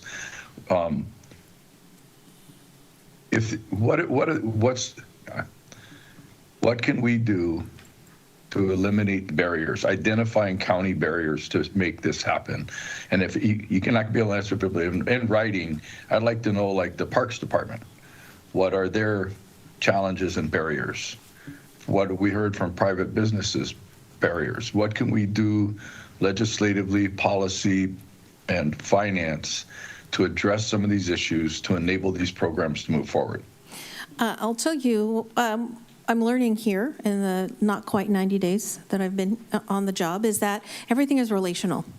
And so if you will have relationships with some of these large property owners or property management companies and can help us, I'm happy to meet with people and talk to them about what this program looks like and what it could be. And we can hear their concerns and work on ways to mitigate those concerns. I'm happy to have those conversations if anybody has access to those decision makers. From the county, I'll just say, from the county perspective, the other major challenge is access to water in Central Maui. And so, that has been a barrier to some of these sites being viable, or it just generates a new expense. Okay, I know my time's up. Thank you. Mahalo, Mr. Cook. Next we have Member Hodgins. Thank you, Chair. I'm going to first agree with my colleagues that have gone before me. It is quite unfortunate that this was passed before, Member Cook and I were on this council, and we're still kind of talking about it today. Is our best option then, considering what Member Cook and you folks were just talking about, the MEO property? Is that what I know you're going to have a meeting on Wednesday, but in all likelihood, is that what the parcel we're talking about? I'm assuming, I hope so, because Member Batangan is recusing himself. So I kind of hope that's what we're talking about. Yes? I think until we have a better option, okay, we will continue to explore the MEO property. Great. And we're doing the topo now to kind of figure out what sort of engineering we need to ensure that when we do have safe parking, it's clearly safe from flooding, probably most likely. Yes? Yes. When is that going to be, Paul? Thank you for the question. Estimated 4 weeks just to get Okay. the topographic study survey done on the map. And then from there, obviously, it's the building out of the actual program based on that. And then coming to agreement on that moving forward, if that Okay. is viable, hence the longer timeline coming out there. Okay. Bringing the status for that. Thank you. And so when this is at its end goal, we're looking at something that accommodates safe parking and safe sleeping. Right now, the RFP includes just parking. Right now, the scope of work only includes the parking. Okay. So we are looking at other options that might be able to consolidate both. Okay, considering the RFP, I think we're, 6 months out? We're going to do another one soon, and are we going to include safe sleeping in that as well? So we're talking to Corporation Counsel about and finance about our procurement options. Okay, and then I don't know what kind of material we'll use to park, if any. People can park wherever, we see that everywhere. But are we also, I'm assuming there's going to be ADA showers, ADA bathrooms, laundry facility. What else can we expect in this place? Thank you for that question. Yes, we've procured sanitations. We just have them. We're waiting to deploy. We have the showers in there. No laundry services at this point was in the scope of service for this RFP, but we have sanitation, showers. Hopefully we can have laundry sinks. service as well. Yep, we can work with anyone as far as that or move towards that inclusion. Great, thank you. And then as far as like hours of this place being in operation, what are we looking at? We're looking at 8 to 8, 6 to 6. What are we looking? We had specified basically from 6 to 6 basically as far as that, but obviously there'll be some earlier parts where we would allow people to kind of sign up, get information, do those type of things. Okay. Within a 16-hour window. Okay, thank you. Thanks, Chair. I heard my bell. Honorable Member Hodgins. Next, we'll have Chair Lee for her opportunity, then we'll take a quick break. Chair Thank Lee. you, Chair. Thank you. My questions, mostly comments, would be directed to the Director of Human Concerns. Okay, so as Member Ron's Fernandez mentioned, we tried to do a pilot project several years ago. And oddly enough, the opposition came from a couple of members on this council, one of whom is not here on the council presently. So that was one obstacle. And then another obstacle was not from the people, but from members within the human services community, people within the homeless community, caregivers, okay. And that's for your historical information. Member Paulton brought up the churches, which I tried to do also several years ago. Put aside $500,000 for that project. And maybe, and that got turned down because there was resistance again from the department this time. Because that person felt that the churches would probably not want to take on the liability. Okay, but maybe if you tried again, and with $500,000 or whatever it is, pay for their liability insurance. If you did that, one, and two, start with women and children only. Okay, the reason why we picked churches and some schools, private schools, is because they're enclosed. So the safety factor, yeah. So if you think about that and it makes sense to you, please, I encourage you to try and do that. Now, as far as the MEO site, I have major reservations because being in the field, I know the dangers of having isolated locations for people, even for parking. Because you attract the drug dealers, you attract the drunks, the people who attack and steal from each other, the people who are, involved with domestic violence. You attract those people. So wherever you pick, it should be a well-lit place where people can feel safe. But if you separate the men from the women, at least that's going to be a plus. But again, any place that's lit and easy access. The reason why we picked by Cameron Center is the police are next door, and the hospital is right there. So emergency services were a stone's throw away. So those are the things that we were thinking of back then. And maybe you can try again with a different angle and probably separate the women and the children and the women from the men. Because a lot of times the men are actually dangerous in that, many are, need more than shelter. They need therapy. Thank you. Hello, So Charity. you can think about that and comment later. Director, did you want to? No, I thank you, Member Lee, for your suggestions, and I would love to follow up with additional suggestions if you have them. I can't Monday morning quarterback the decisions and policy things and the conversations that happened prior to when I started. I know there's a lot of history behind this. I'm not trying to cast blame. I'm just trying to give you some suggestions, that's all.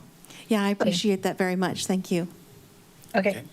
Mahalo, Chair Lee. I will reserve my time when we come back from recess. And so the WASSP committee meeting is in recess till 10:50.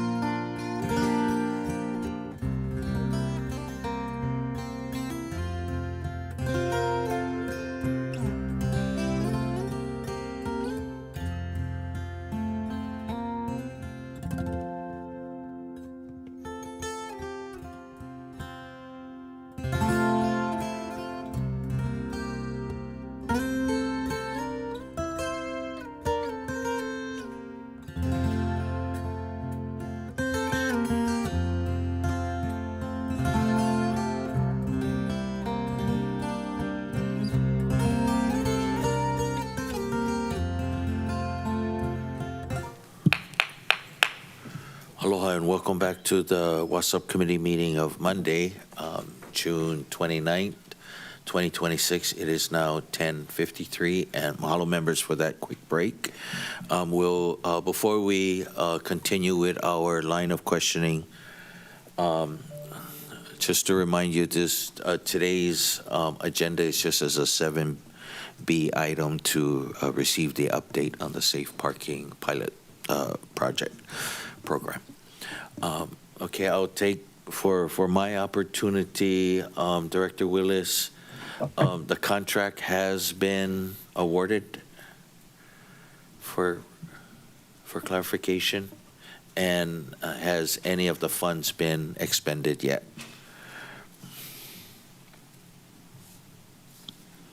Thank you for that question, Chair. No, none of the funds have been expended yet. Okay, thank you for that. And then you did mention that you have, in the interim, while Aegean continues to prep the site, you mentioned maybe opening some other programs that may be more immediate than the 6 months to get the program up and running. Anything you can share, Director? Nothing that I can provide a lot of detail on, because we're still making decisions and working some procedural things out. We're looking at different ways to, if we need to pivot to a different site or build out additional contracting, that we could do it under emergency orders or other ways to speed things through so that we're not delaying the implementation. So there, we are working on ways to create some expediency in whatever we do next. Okay, thank you for that. And we can meet in the future too with you. Okay, members, for your second round of questioning, we'll just go with a show of hands. Committee Member Johnson, followed by Member Cook. Thank you, Chair. I appreciate the first rounds of questions, and it just sounds like this is not as fast of a process that I'd like to see, and I hear some other council members mentioning that as well. I don't really think this is the path forward with grub and grading permits, slowing down this, in the topographical maps. I mean, I ask this often when this comes up, was where are our churches, where are our faith-based organizations that can help? That $165,000 that was lapsed because of some, because of whatever happened, I think that could be used for, if it's a liability issue, we could help pay for those, pay for insurance or some way to somehow, I think the churches need to practice what they preach, and we really should help out these folks. Malcolm X said that the most segregated time in America is high noon on Sunday, and a lot of our unsheltered people are people of color. The Kanakas are overrepresented in this group, and we need to help them. I think the question I have for the director is, have you spoken to any faith-based organizations as like a meeting of all those guys coming together? They used to do that, like a faith-based groups just meeting with the administration. Are you guys doing any of that? Because it can't just be one church. How about all of them? Director? Thank you for the question, Vice Chair Johnson. It is on my list of things to try and do. I think there is a great deal of opportunity in the faith community. I did hear that there was a while back, there were some convenings of church and faith groups, and I would love to work on reconvening that group. So yes, thank you for the suggestion. Yeah, I mean, I can reach out to a few folks that I know as well. It's just something that needs to happen. Can we talk a little bit about the $165K that lapsed? It was through subcontractors? What can you guys get into the details of what exactly that was? So So my understanding is that there was some additional costs identified after the original contract was executed.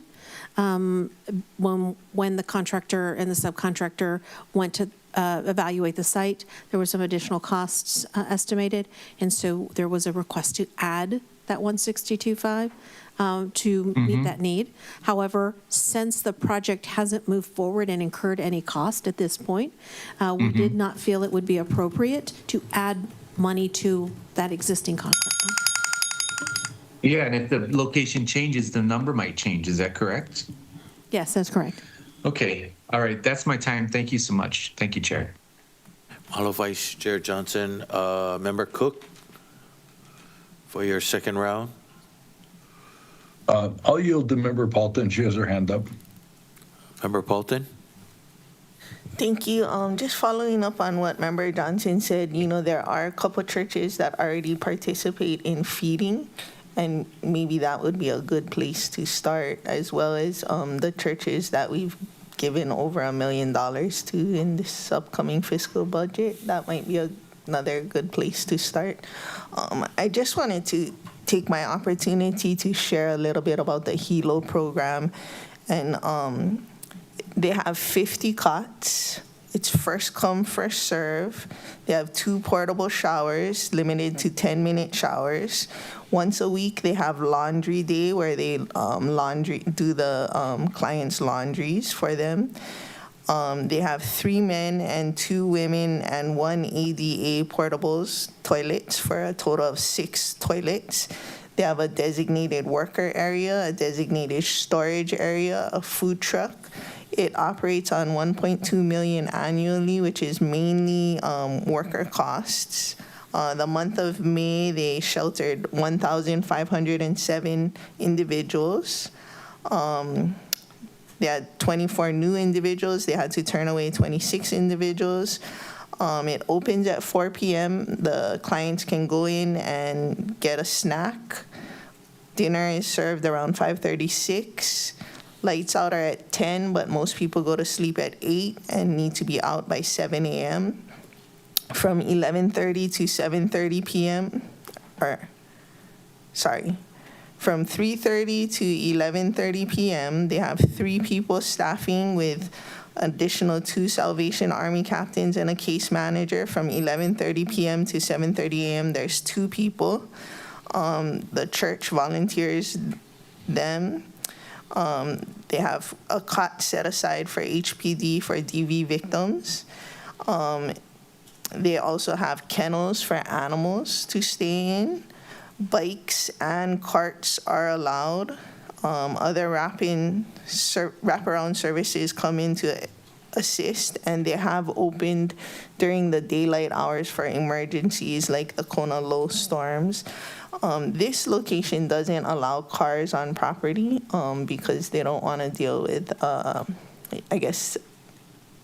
registration, safety issues, illegal cars.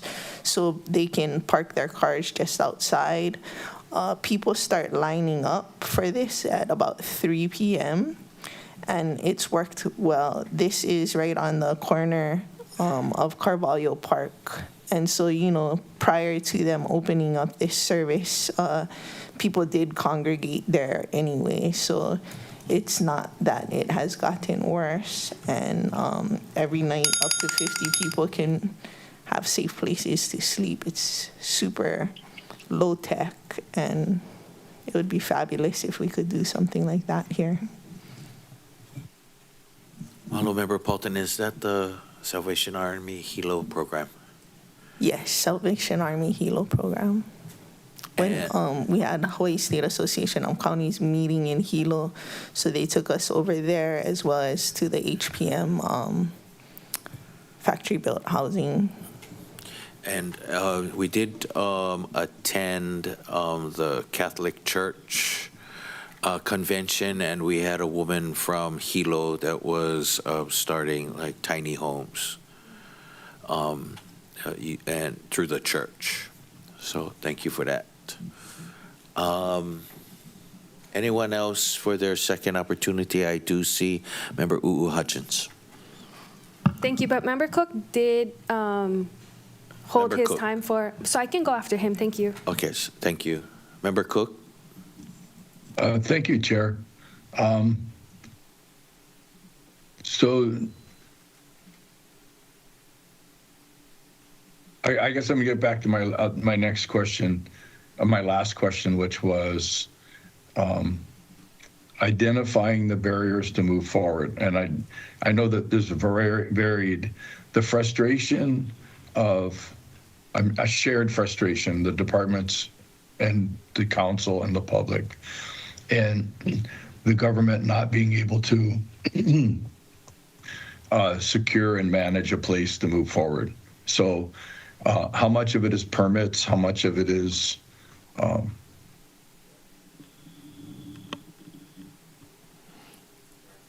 have we talked to state? Have we looked at state properties as well as county properties? I should say, are we in the process of looking at state properties as well as county properties? Thank you for the question, Member Cook. Yes, we are. So we had an initial conversation with both Cully Watson, who is the Commissioner for Hawaiian Homeland Resources, as well as Jun Young at the state about state properties and how we could better utilize those potentially. We are, the barriers and delays that have been associated with this particular site are really physical in nature. We're looking at ways that are there things that we could do as the county that would help make the site ready maybe faster than some of the other options on the table, as well as, like I said, looking at alternate locations and how we could pivot quickly to stand something as an alternative to this location. So I'll just voice as one option for as far as water availability. It doesn't have to be necessarily a fire hydrant and a big line, but if the county can supply potable water to a site to enable it to be used, it seems like a reasonable contribution and support to make a piece of vacant property available. Obviously not something ridiculous, but if it's just a matter of adjacent properties and needing to hook up to water, cutting through some of the water red tape to enable that to happen for a project like this, I would be supportive, and I would imagine my colleagues would be supportive of. We need to move this forward. Thank you. Thank you for that. Hello, Member Cook. Next, we have Member Hodgins. Thank you, Chair. I'm just going to say for the record what I was kind of telling them during our break is that when I drive home at night or when I needed to pick up my son when he was working, I would see a couple of cars who I knew they were sleeping there overnight, and I don't blame them for coming all the way up country to look for a safe spot. So I'm very supportive of this project when it comes through, and I look forward to providing a space for our people to feel safe when they sleep. I can't imagine how that feels, and I don't want that for anybody. And I understand this is going to take a little while, and until then, what can we do, if anything, to provide something now? How can we help expedite this situation? If you could please share. Director. Thank you for that question, Member. I think, I'll be honest, I don't have a task list for the committee right now. I think once we identify a site, community support and helping us to navigate those issues if there's pushback would be really helpful. And we are going to be working on bringing in all of this additional infrastructure needs. So there's going to be a great deal of sort of emergency contracting, which we hope you will all be supportive of as well. Okay, thank you. Thank you, Chair. Hello, Member Hodgins. Anyone else? I did want to, I am supportive of the Henson Road site, only because on my way home Saturday mornings, 5 o'clock, the stop at Safeway, I see a lot of the houseless community coming into the store to use the restrooms and just coming in at 5 in the morning, or whether they're getting coffee or food. So looking at the sites and where these camps are coming up is also important to meet them where they're at, or for those that do not have vehicles either. So I'm also supportive of the Hanson site. Has there been any addition? I know the RFP process, there were other candidates. Are some of the other candidates that did not get the contract, are those prospective candidates to help with something more like now? That's a good question, Chair. I have not followed up about this. I've met with the other proposers about other things, but not this specific question. I think what they have offered up some other interventions. For example, as you know, we're working with Project Vision now to implement street medicine and really ramp that up. And so we're grateful for that, and I'm looking forward to that partnership. So there's other things definitely that group of applicants together are working on. So yes, we're working with them on other types of interventions.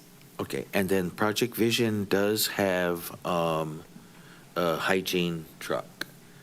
Yes. Is the department looking to maybe get more of those to access those people that? So Aegeon has that on standby. Oh, you guys already have and then a couple of the trucks. And then we have some that are have been in been on standby that the county does own, and we're checking to make sure they're operable. Okay. That resource is met. And then for Mr. Robinson, so once you open up and Member Paulton spoke about maybe having some food vendors to possibly be on site. Is that something that you guys are open to? Thank you for the question.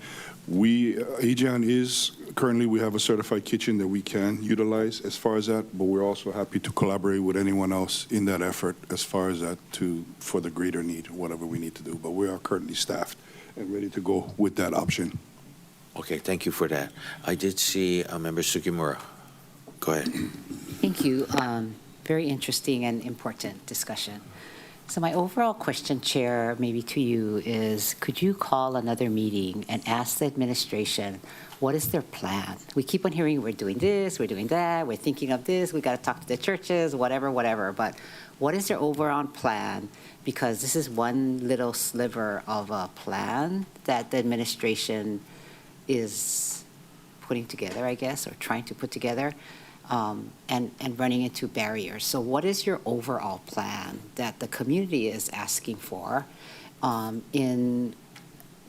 We are all seeing the Pulehu Road, buildup of the homeless, that we've been getting videos, we've been getting complaints from, our residents, and not safe for my children to drive there, and, whatever is not good. So what is your overall plan? What are you doing so that we're not looking at this small little sliver of a possible, safe parking, safe sleeping? We need to build more shelters. How many homeless are there? What are the counts? What is the plan? So as a department, do you have a plan? Director? Thank you for the question, Member Sugimura. The part of the priority that is on my list of things to do, because I was brought in specifically and asked to sort of pull some of those pieces together and develop something that is a more clear vision to guide the work. And so in the 90 days that I've been here, I've been meeting with folks in order to get the inputs and to trade ideas so that I can compile something organized into a plan. So do I have a plan right now? Does the department have a plan right now? No. we are working on it. We've got bits and pieces together. As I've mentioned, we are looking at alternative sleeping opportunities. We are looking to expand availability of substance use treatment beds and to remove some of those barriers. We're looking at ways to expand street medicine so that we can get services directly to people who are unsheltered rather than expecting them to come in to facilities and keep appointments. We're working on bringing in, adding capacity for street psychiatry. That could be medically based treatments right there on the street and in the field. We're working with Andrew Martin and his Partners in Healing initiative to support the development of diversion programs, which will facilitate people who are in the criminal justice system or folks that PD is encountering that we could bring in and divert into appropriate treatment. We are working on prevention work through our senior services and really trying to figure out how we can better support our kupuna to ensure that they don't end up on the streets. And so these are all things that I want to compile and articulate into a clear path forward with community input. Very good words. But when are you going to have it ready? Right? You're working on, you've been here only so many months, I guess you've been saying, and when we did your confirmation, you said you're going to hit the ground running.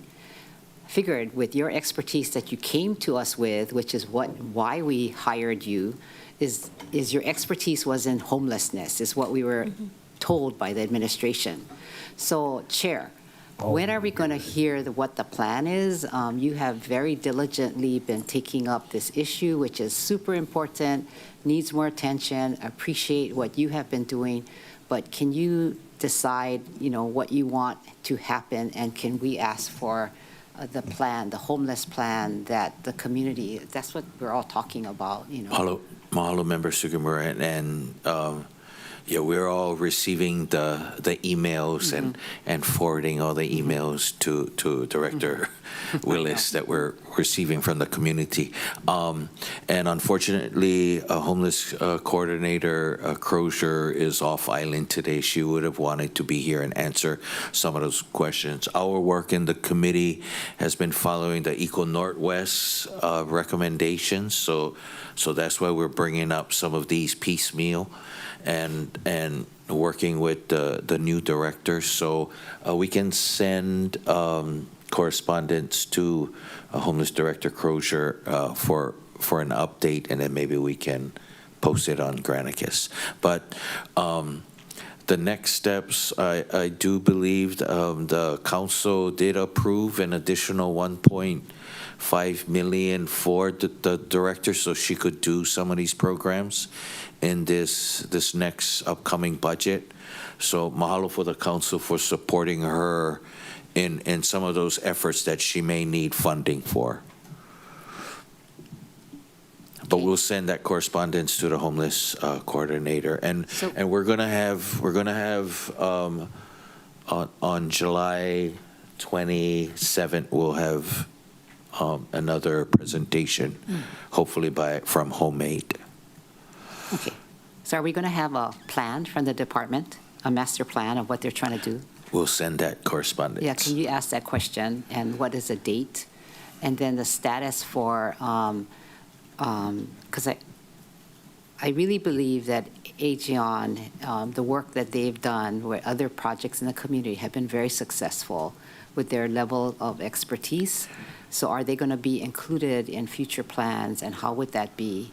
And so if we could get, a contract, as I said, that is in, I guess it was executed, but what's going to happen with that? But if we could get a contract so that we as a committee can see what is expected. Okay, mahalo, Member Sugimura. I did see Committee Vice Chair Johnson, but if that's okay, Chair Lee needs to leave soon, so I'll call on Chair Lee and then come back to you. Chair Lee. Oh, thank you, Member Johnson. Just wanted to also ask about priorities. I'm sure you're going to include that in your master plan, but it's very important to know which projects will come first, because you can't attack them all at once. one of my priorities for the time I have left is to work with the Honolulu Core Group, where you have these, well, you talked about mobile psychiatrists or psychologists. Well, similarly, they have these mobile units that take care of people with mental health problems. And as you know, we have several subpopulations within the homeless. And one of the main challenges are the people with mental health issues and with addictions. And they pose a major danger to those who have just regular homeless issues. In other words, people who are houseless in transition, in between jobs, in between having a unit, so forth. And then you have this very dark group that has extreme requirements. So that means working with the hospitals, working with the emergency response people. That's one area I want to get into. And if I can be of any assistance to you, please let me know. Okay, that's all I have. Thank you. Mahalo, Chair Lee. Committee Vice Chair Johnson. Thank you, Chair. Director Willis, I appreciate what you're planning on and what you're working on and what you're looking at. Was there no plan before you came on? Were you left with a clean slate, or wasn't there things in motion? I mean, can you speak to that, Director Willis? I hope you're not starting from scratch. Thank you, Vice Chair Johnson. Yes, there's been a lot of proposals, a lot of suggestions. Members of the community have submitted their suggestions for plans. I think what has been missing is a articulated strategy that is adopted by the community and by the administration and folks, other departments, like something that we can all agree to, and that we have a shared vision for where we're headed. And I think that is the thing that I'm trying to combine into something, so that we can take all these great ideas, because I don't think, yes, I was brought in for my expertise on the issue of homelessness and the practices, best practices of addressing homelessness. But I think ultimately, I don't want to dictate to the community what the solutions are. I want to work with the community, hear from them, and then work together to develop this plan. And so I hear the urgency of having something, but I would really ask for time to be able to bring a draft out and let people weigh in. All right, fair enough. All of this funding that would be required is tied to federal funding. The HUD and the Housing First model, but it does Housing First for Hawaii. How do you do Housing First when we don't have housing? And I always find the solution to the unsheltered, the answer is in the statement, unsheltered. Well, find shelter. If you're unhoused, let's find housing. How do you do Housing First model when we don't have housing? So it's weird because the fundings are gate kept behind the feds. So we have to do homegrown solutions, I think. And there are folks out there that are private property folks that might be able to work with you on having 7 parking stalls or 10 parties, not a whole new thing. I know there's folks out there, and I just feel like, man, this is really tough, a little frustrating for me. All the work we've been doing, the 12-bed dorm at the Aloha House is designed for unsheltered folks who are struggling with addiction. So there's that, but but then when it comes into the insurance and all that, then all of a sudden we get more pickles, and it frustrates the crap out of me, because I'm trying to get stuff done for these folks who have limited time. When you're unsheltered, your life shortens. When you're a female and you're unsheltered, 90% of them are facing physical violence or sexual violence. So these are things that we need to, act with some urgency. So my time's up. I just, wanted to find out if there was a plan on the table. It doesn't sound like there is. It sounds like we need to instead play whack-a-mole, come up with something comprehensive. Thank you. Thank you, Chair. Mahalo, Vice Chair Johnson, for those comments. Anyone else? Staff, did we get correspondence to send to the homeless coordinator? Anything else, members, that you want to send to the administration or to the housing department? Well, she's right here. Seeing none. Okay, thank you, members. Are there any objections to deferring this item? Okay, thank you, members.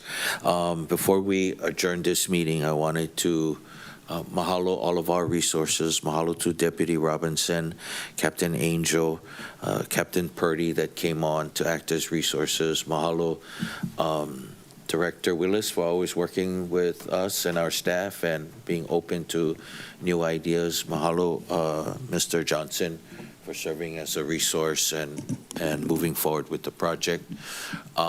Members, thank you for your participation and your comments, as well as all the testifiers that showed up to share their mana'o nui.